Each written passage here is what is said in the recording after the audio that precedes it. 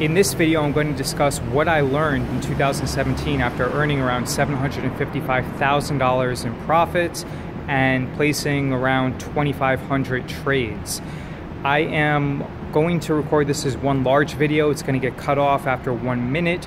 As a result, if you want to see the entire video, you're going to have to go to my YouTube channel, which is youtube.com/beststockstrategy, or at least I believe that's the link, but I'll put the URL in the description on Instagram. So the first thing I learned is to keep it simple.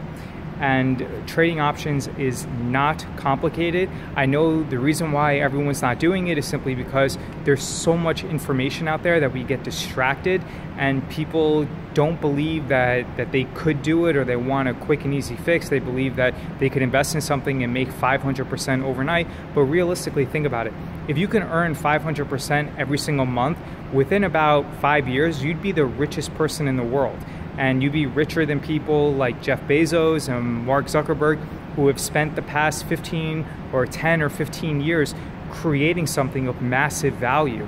So those people who are looking for overnight successes and magic tricks, they're just gambling. And eventually, with enough instances, they're gonna lose all their money. By trading options, you can consistently earn anywhere from, I'd say, 40 to 70%. I mean, this year I was up 72%. I think that was a very good year. I don't expect next year that I'll be up 70%, but who knows? But the point is, don't be distracted.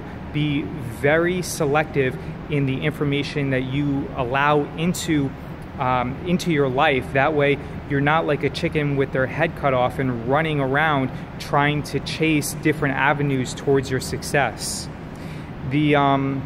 So again, like, make wise decisions on what you should focus on and then go all in. The second thing that I learned is not to trade too many contracts and keep it very small.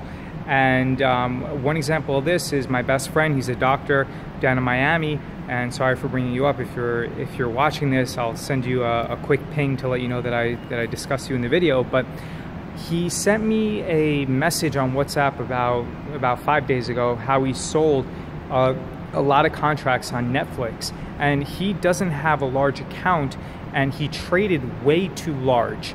So yes, there's a decent probability that his trade is going to expire worthless, probably around 70%.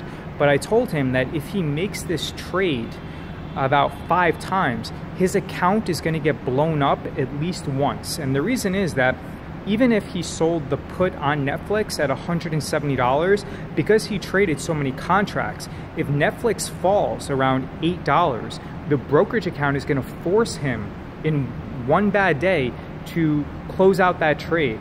And the problem with this is when he makes this trade, it reinforces very bad behavior. So let's say, and in all likelihood, he's going to make money on this trade. So he's going to have a big win. He's going to make a few $1,000s on this trade.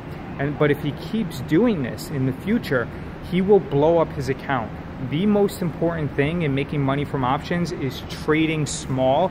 And yes, you are going to win anywhere from 70 to 95, even potentially 98% if your strike prices are that far out of the money. But it only takes a few trades for you to lose a tremendous amount of money. So you have to always be careful. The other thing that I learned is not to mess around with leveraged ETFs. I have sold calls on SVXY, and I also sold puts on DUST. And for the entire month, well, actually for the latter part of November and the entire month of December, I've been battling this bad position. It's caused a lot of stress, and I've had to trade different sides. Like, I've had to do some little crazy things that I don't want to do.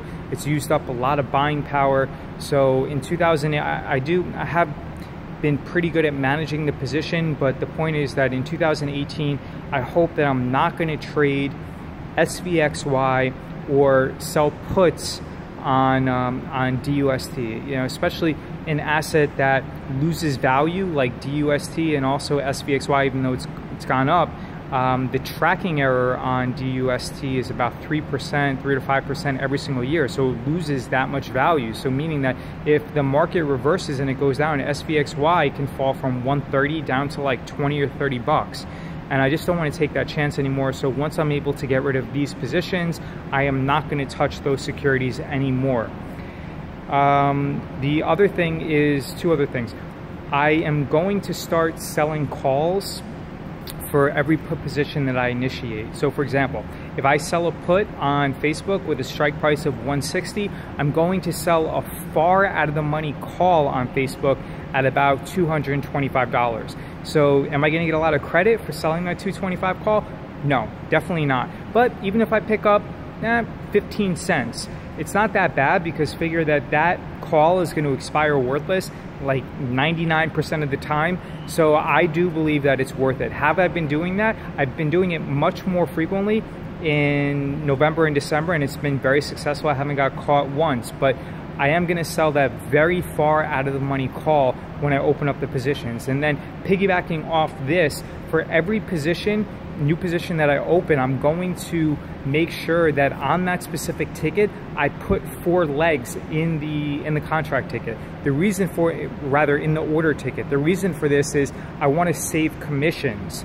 So your brokerage should allow you to have 4 legs on every order that you submit. As a result, if I'm going to sell a put on Facebook with a strike price of 160 for January 26th, I'm also going to sell a few contracts on that same order ticket for February 2nd, and then for February 9th, and then for February 16th. And I'm just making up those dates. I think that those are Fridays, but I'm not 100% sure. But the point is that I'm going to, so for example, a sample trade would be, let's say I would sell a 160 put on Facebook with a strike price of 155, which means that, or 160, let's say 155, which means that I'm obligating myself to purchase Facebook at 155 if it falls below that on February 2nd. And in return, I'm going to be able to collect some amount of premium and collect some money. Now that trade with about a 95% probability is going to expire worthless, meaning that Facebook on February 2nd is not going to trade at 155.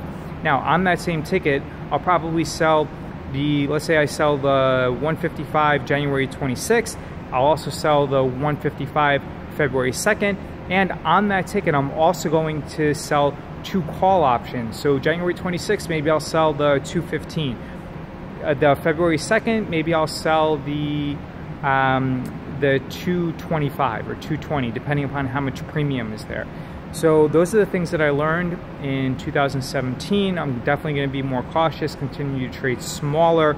I am going to no longer trade SVXY and DUST or any leveraged ETFs. I'm going to stack the order tickets. That way there are 4 orders on every ticket. And at the same time, I'm going to start, or rather continue, to sell calls on every open order put that I initiate.